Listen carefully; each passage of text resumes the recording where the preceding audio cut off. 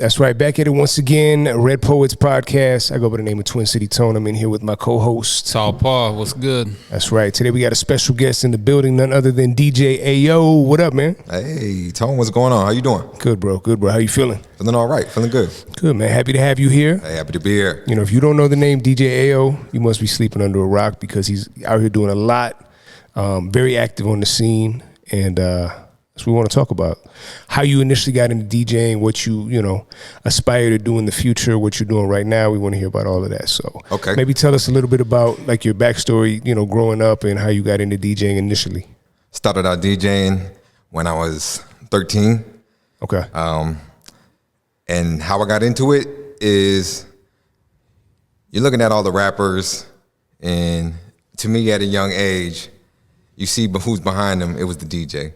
So in my small mind there, I was like, well, if that's where the beats are coming on, if that's where the sound's coming from, back then that's how I thought that was the producer, the DJ. So as I came to it, I was fortunately gifted a set of turntables from my father, and he believed in me to want to DJ and follow that dream of music.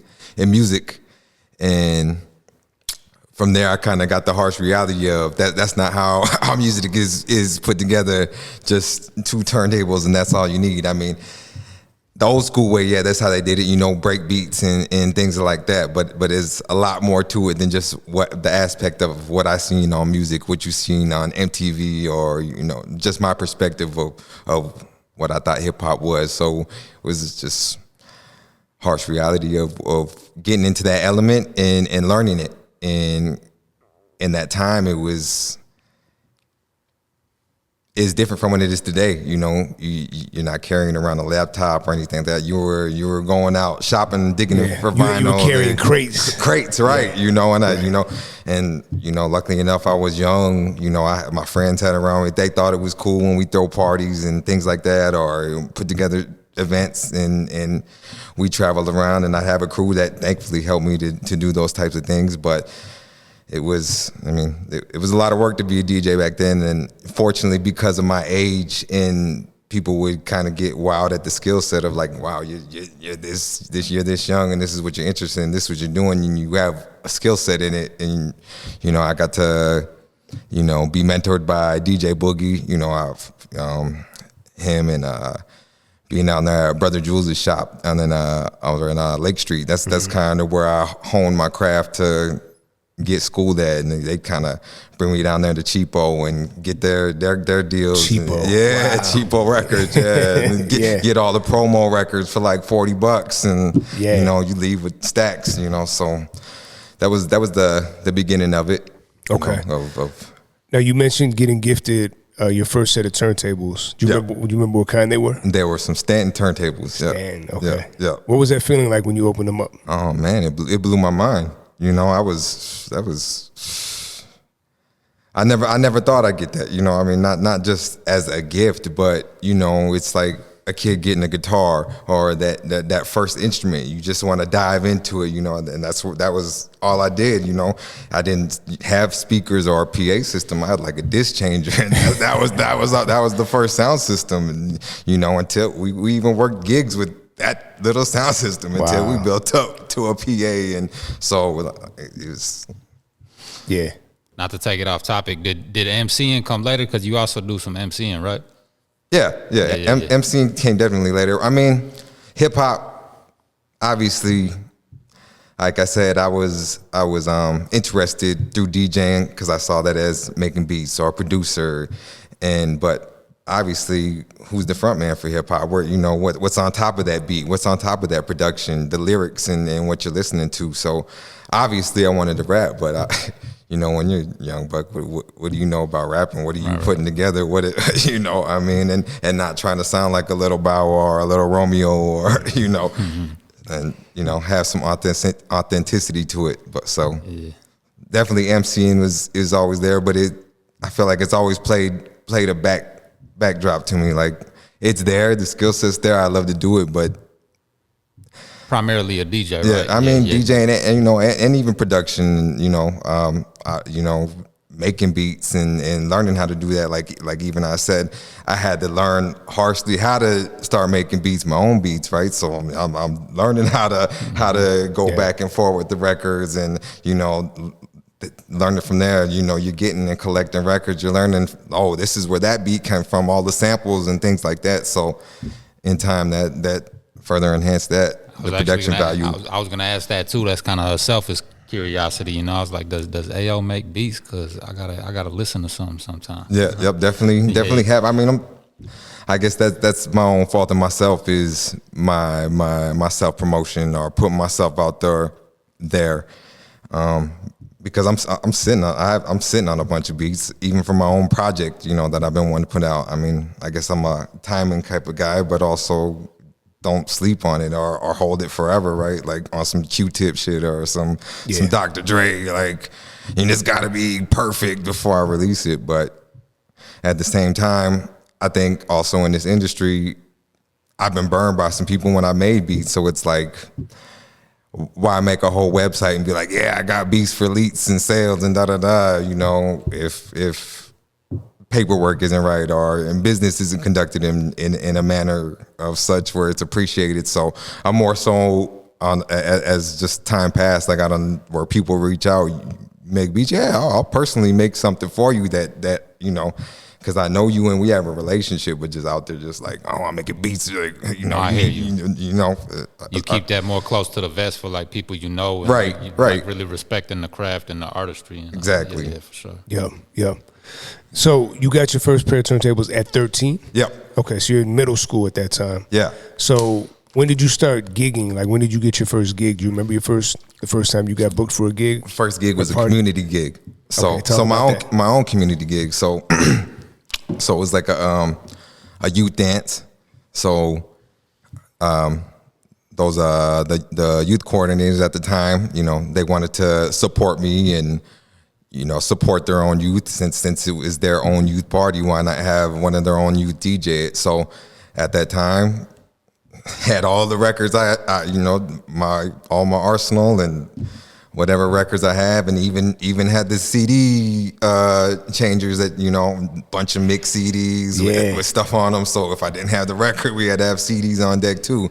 So we did that event, and kids are shy back then, so that people wouldn't want to act like we danced. But like Paul mentioned, the MC part, even though I didn't have like music put out or anything like that, shit, we just did karaoke over the rap songs, and we had more people hyped doing that than the actual dance. But so that was the start out, kind of snowballed into doing like school dances, and then once kind of the community got word out of, like I said, the young DJ, then I had Shock P, your youth events, and in the community in Minneapolis, and I was just making a name for myself lightly, just trying to put myself out there the best I can. I mean, 13, don't have a car, gotta ask my parents, sisters, siblings, can you get me to these places, know? So, but obviously, they're getting paid off, and break bread the best I can. So you were getting paid right off the bat? Yeah. Nice. Yep. Okay. Now, was it always DJ AO, or what was your first DJ name? Oh my God, it's kind of embarrassing. I know all the first names are embarrassing, man. Well, it was DJ Spanky because of the Little Rascals. I was just big on that, big on dig the characters. So I was just like, and I was a kid, right? At the beginning, like what's playful, what's useful. Then over time, AO came because it's easy. AO. Yeah. It's my initials. Right. It works. Clicks. Mm-hmm. Simple. Yeah. So for those that don't know, like, where did you grow up? Or where you from? Born in Minneapolis. I grew up in Red Wing, Minnesota, Prairie Island.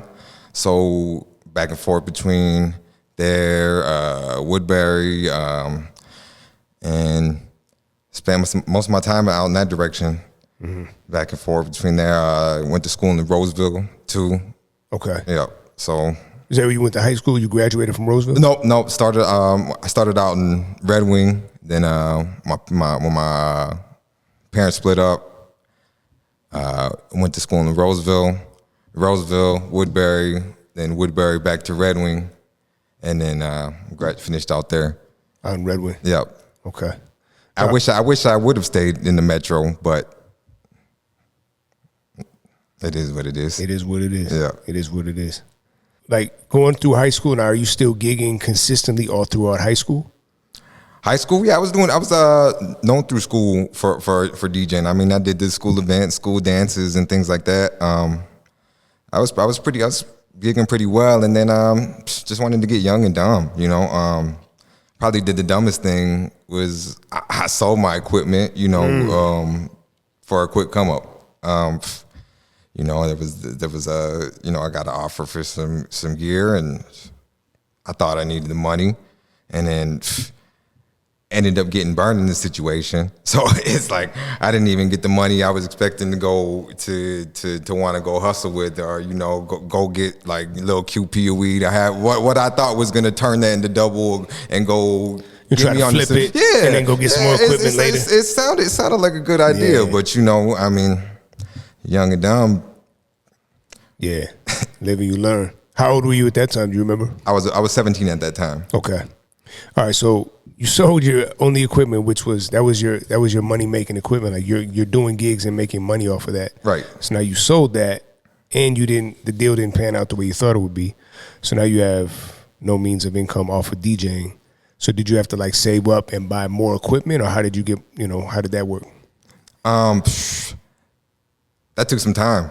I mean, honestly, that took time to even think about wanting to come back because you felt so stupid, right? Mm-hmm. Like how could I give up something that was promising to me, helping me out, and looking like something I could do over a short bag.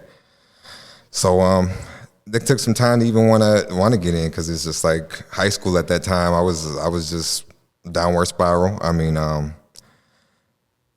drinking excessively, you know, wanting to be some wannabe hustler, and then just kind of forgetting who I was, you know, getting in trouble a lot. And to be honest, I didn't think I gave a shit about the music, to be honest anymore. I think I was just too far off trying to hustle, petty hustle and bullshit that I didn't get back into until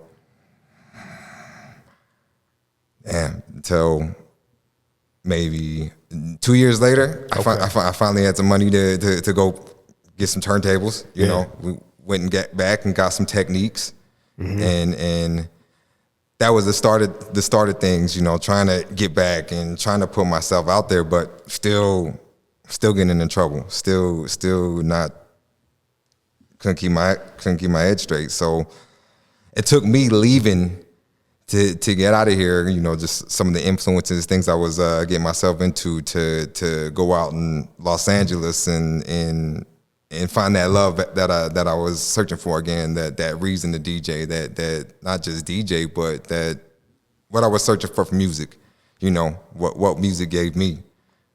Yeah. In a time where I was mentally lost, you know, with myself. Yeah. So a 2-year hiatus with no DJing. So it sounds like you probably appreciated it a lot more when you came back and had the techniques.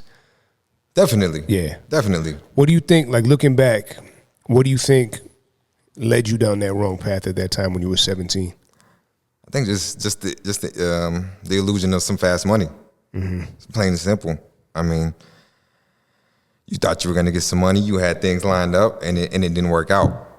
and the snowball effect of things not working out, and poor decision making, which we all know it can hurt us. Right. So the moral of the story is slow money is better than no money, right? Indeed. I mean, you can chase the fast route, but what's it, you know, like I said, it's the dream, it's the illusion, the mirage. I mean, we think it's gonna bring something, but you know. So at what age did you go out to Los Angeles? I was 18. 18. Okay. Fresh out of as soon as I graduated, I was on probation. So as soon as I graduated, what were you on probation for, if you don't mind me asking? And I was on probation for assaults and Okay. Drunk driving. Okay. So you were really getting into petty ass cases. Yeah, I was just being young and stupid. So once I got off papers, I was like, I got to get out of here. Why LA? Did you know some people out there, or you just wanted to check it out? I actually didn't know anybody. I thought about music and where's the central for music, if New York or LA. Right.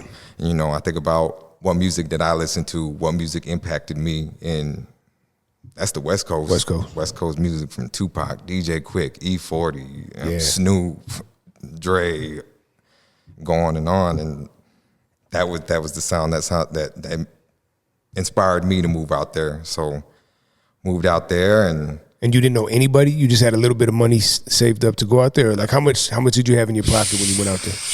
Probably like 7,000 when I left.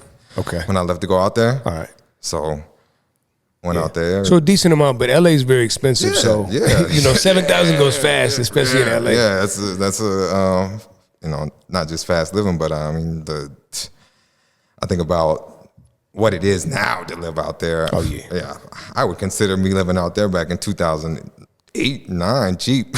Yeah, for sure. So you went out there right after high school. Did you go out there with like a plan to go to school or something like that, or were you just going out there just to be around that scene? Or well, definitely planned to want to do something after all the nonsense I was getting into. I was like, I got to do something, So I was applying to schools, took my SATs, just when I was around the end of high school, just trying to figure it out. Where can I go? What school can I go to? Where can I get accepted? And then I got accepted at the Los Angeles Recording School, and once I did, it was just like, that's it. I don't even care at this time. Just we got to get out of here. That LA Recording School, we're going. We'll figure it out. Okay. All right. So you were accepted at the school before you moved out there. Yeah. So it's not just like I went out there. So you had a purpose. You had some purpose to go out there. All right. So what was that like going to that school? It was cool. It was a humbling experience. Like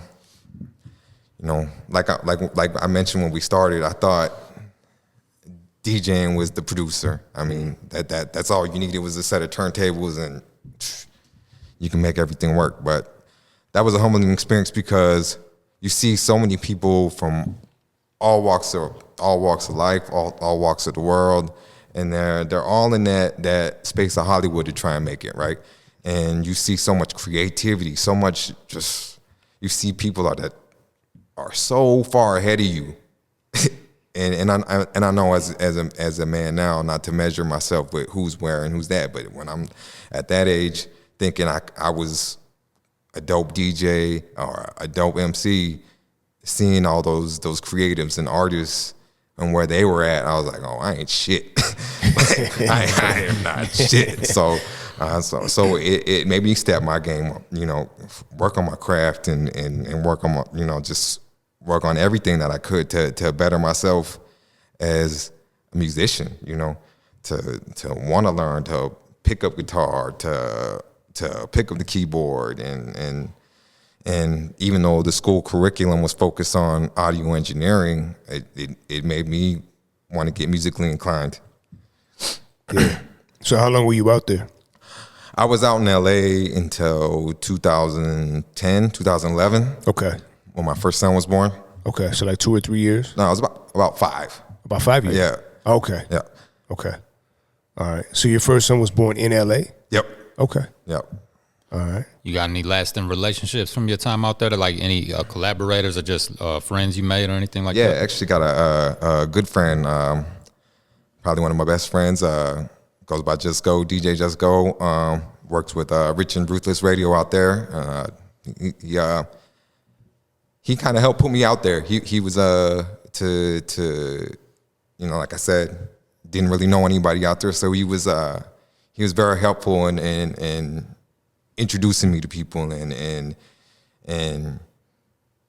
getting my footing in places and that I wasn't comfortable with, right? Because like I said, I'm in this new area and I'm thinking like, damn, who am I to a lot of these artists and people? And at times it was like I felt inferior to some people where they were at, but he helped me, put me in places to be like, nah, you deserve to be here. You got a spot here. You just got to work. So that's one of my relationships, and I got a good friend in the Bay. Goes by William Gennaro. He has his own studio, the shop studio. So a couple good relationships that still last the test of time. And when I go out there, go visit them, go stop in and check in, and still call them, talk to them. So yeah. So your son is born, and then you move back to Minnesota, right? With your son? Yep. Okay. With my son, my lady, family. Yep. Okay. All right. What made you want to come back to Minnesota? It was just so my son could know who his grandparents were. Yeah. I mean, I think about it now. Sometimes I still think about it like, damn, it'd be cool to be out there. Raise a family there. Hell, I might even have a house paid off by the time sitting out there. But how could he know who he is if he doesn't know where his roots are, right?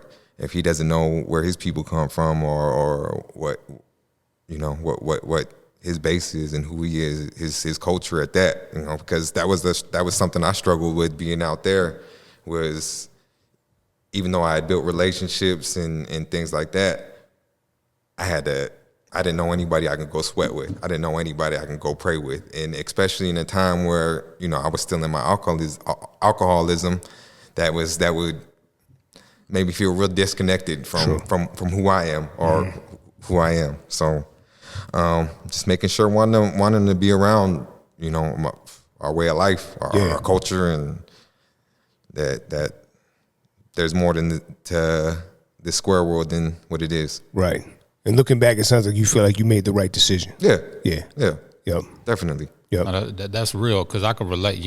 California is a place that I like going, and I've been out there a bunch of times, and it's a place where I imagined I could move to and raise a family maybe. But I mean, now it's different, it's like crazy more expensive. Right. But at the same time, I had similar thoughts to you. Like, all my family here is in Minnesota, and the culture, the roots, all that. So it's more so like I take them there to, visit and everything. I brought them out there for vacation and, GTA and all that. The boys are pointing out that kind of stuff. But yeah, no, I could relate to that. That's real. Yeah, I agree with you. I think California is a cool place to visit, but I don't think I want to live out there. Not anymore, anyways. But right. But yeah. So okay. So you moved back. Now I imagine though it was maybe a little bit difficult to make that decision. Like you said, all your family's here and everything, but you're probably hustling out there with the DJ stuff and building up your name in a much bigger market than back here. So like what were those thoughts going through your head? Like, you worked this hard for 4 or 5 years out there, and now you're going to leave all that and come back here, or that wasn't even an issue? It wasn't an issue to just make that adjustment, because I knew what I needed to do. Mm-hmm. But I just wish that I had maybe the same push or drive that I have now, or maybe not push or drive, but maybe the knowledge or experience of the industry. Just instead of just, because everything out there just felt like you're learning on the fly, or it's a whole new realm and spectrum of the industry. And to be honest, like I said, it made me nervous and scared me a bit. But if I look back on it now, sometimes I say, like I said, I wish I could be who I am today out there, because I think I would be a fucking monster. But I think I came back to the right place, because you look at some artists, it starts at home. Home should know you. Your background should know you. Your support comes from home, and to me, I feel like it's came back. It took some time to build back up. Like you said, I probably could have had a whole network that I could have wanted in LA, but it seems to be doing all right now. And I love the community here, Yeah, for sure. So when you moved back, did you hit the ground running, or did it take some time to get adjusted? Because obviously the LA scene and the scene here are very different. Well, definitely took some time, because who's doing what? Obviously I've been out in LA 5 years. So who knows who I am? Who am I to anybody out here? You know, what have I done? So it definitely took some time to just daps and handshakes. Put yourself out there. You know who's doing what, and people figure out who you are by what you're doing, right? By that. Excuse me. You're good. And hell, even to the point where doing even promo free gigs to put yourself out there, right? I mean, that's where it was at in the beginning, you know, just to get your name out there, to kind of build myself back up. Yeah. Do you remember? Do you remember like some of the first moves you made when you got back, as far as DJing, or like some of the first shows or people you connected with to get back into it out here? Tapping into, you know, my cousin Terry McGinney, Tycoon, he was kind of keeping me around, and you know, just DJing some of his events, and that's kind of where I would just get in to know people, and then I don't know. It feels like it took some time, to be honest. You know, I feel like I was doing a lot of just trying to put myself out there until I came up across my good friend Bobby Hatfield. That was somebody who really opened some doors for me and giving me a platform, because just where he was at in his time and events he was doing, and you know, he took me along, you know, wanted me to be his DJ because, you know, he was seeing what I was doing and like the craft, and that was really kind of my foot and entrance to getting to be seen around here, to be honest. What's up? Shout out to Bobby. That's right, Bobby Hat. Yeah. All right, so you came back. Like you said, it did take some time, though, obviously, because right. like you said, you had to build your name back up because you'd been gone for 5 years. Right. So now you get it built back up. You're networking. You're out here with different artists and doing different events. Was there any, like, one event that you remember that kind of, like, catapulted you to, like, okay, I'm here now. This is DJ AO. This is what it is? Or is there, like, a moment that stands out where you felt like all the work that you had put into the craft and grinding it out here finally was starting to pay off? Honestly, I think it was DJing for Busy Bone. That was one moment where it was like, damn, did you see yourself doing this? You know, when you were like 6-7 years old, listening to East 1999, did you think you were gonna be DJing for Busy Bone? So that was one that sticks out. That was like, okay, this is, what else can you do? You know? Yeah. And how did that come about, you DJing for Busy Bone? Working with Thomas X and Baby Shell and them. Obviously, I was at one point I was running with Res Rap for a little bit and doing events with them and doing some music and products with them. So that's how that came about. You know, Motherland Block Party events they were throwing, you know, when they were on that run. So yeah, and them including me to be a part of that, and not just be a part of it, but, you know, obviously DJ for their headliners. You know, right. It's a good look. Yeah. Shout out to them boys right there. Yeah, for sure. I don't remember how we initially started working together, or like how we crossed paths. Do you remember? I think I first crossed paths with the both of y'all. I think we did a show. It was for a basketball tournament. Tall Paul was point in contact. I think this was a Chase Manhattan event. That's the first time I remember performing with y'all, but first time like coming across, like dapping up, really, really shaking hands. It was when Bobby Hat and myself, when we was like out there at the state fair, we had the mixtape on the stick. Yeah, yeah. And you was at the booth. That was. I was broadcasting. Go radio. Yeah. Okay. Yeah. All right. I got to really, you know, outside of you know, club setting. Yeah. Okay. All right. So you got the Wolves jersey on all day. Yeah, big Wolves fan. That's right. Obviously. That's right. And you've been DJing at the Target Center before. Yeah. Yeah. Fortunate for those opportunities. Yeah. Talk a little bit about that. Well, being a Wolves fan, it's amazing. You know, surreal. Team you watch once again, just like Bone Thugs, you know, you're on the court where you watch your heroes play, you know. But, you know, once again, through my work with Treasure Island, they're a sponsor with the Wolves, so doing their events, they reached out and asked if I wanted to do a beat first. They had a anti-bullying video, so they wanted a beat for behind with the behind the video. So of course I'm like, beat for the Timberwolves, let's go easily. And then throughout that process, they're like, well, you want to DJ too? I'm like, of course I want to DJ.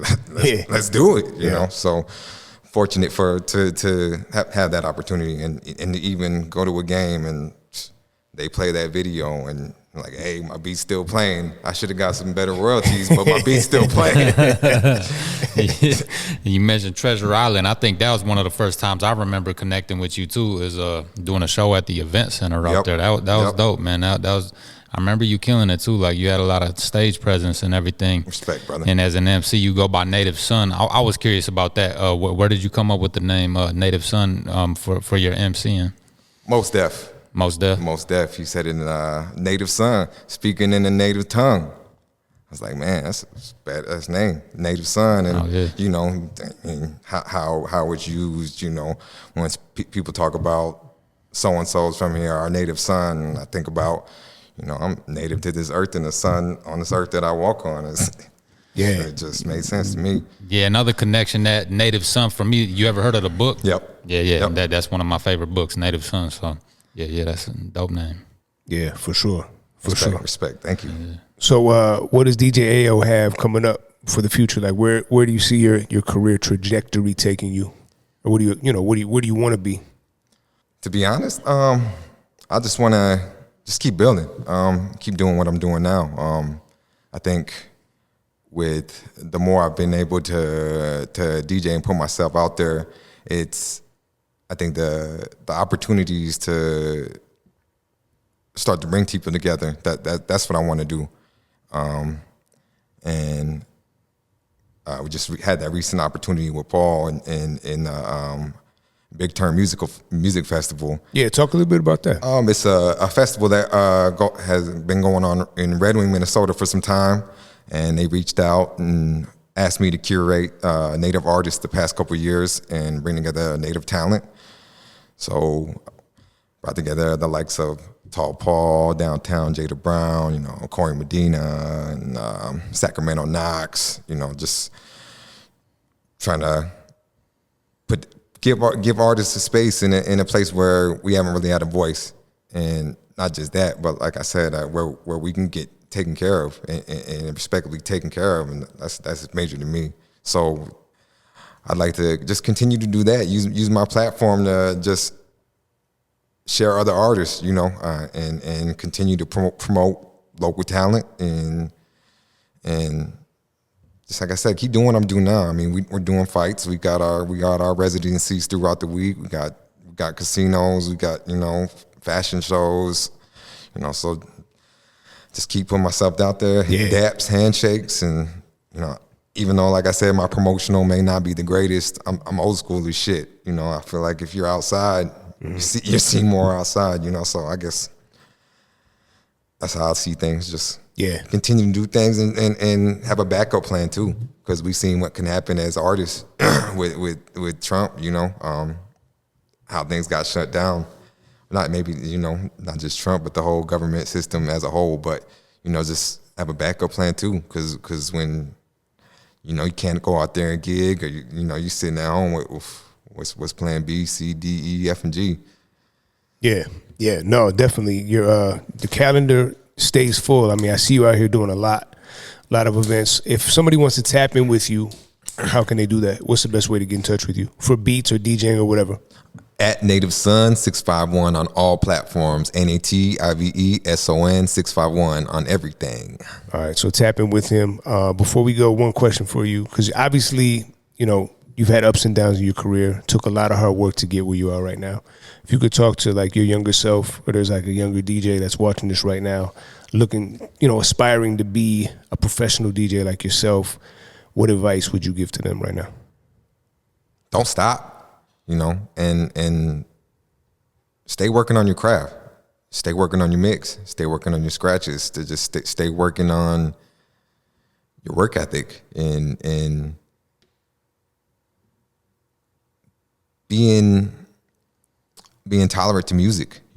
I think as a DJ, that's one thing that's opened me up is being tolerant to all genres. I started out as hip hop. I love hip hop, but I can listen to anything now. I'm funk, country, hip hop, rock, and especially, knowing your selection, having a plethora of music, and just knowing your crowd, stay knowledgeable about the music, you gotta stay in tune. You gotta know who's hot. You gotta, you gotta also know who's not hot, who's on the underground that's bubbling, right? Cause, I could play the hottest Kendrick joint right now, but hell, I could play somebody local and somebody would be like, who was that you just played? I was trying to what's the app? Shazam. I was trying to Shazam, but I couldn't find it. You was playing some cuts. So, I mean, you got to be able to bust out them songs that nobody knows too. Break records, that's important too. Who are some of those artists that you would shout out that people might not know? Well, this rapper named Tall Paul, he might be one. I appreciate you. No, I play you heavily, but no, I like a lot of my local friends, man. You, Downtown Jada Brown, Tall Paul, Thomas X, Baby Shell, Red Poets, obviously.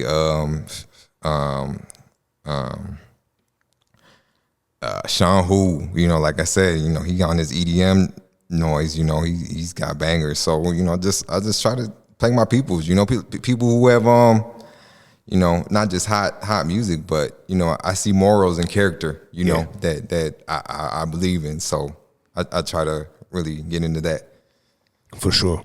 Well, Ed, we appreciate you stopping by the Red Poets Podcast. Hey, appreciate y'all having me. For sure. You've always been a stand-up guy every time I've met you and, done business with you, whatever. Salute you. Anything we can do to help you, obviously, we're here for you, man. Likewise. Keep doing what you do, bro. Hey, bless up, fellas. All right, we out. Peace.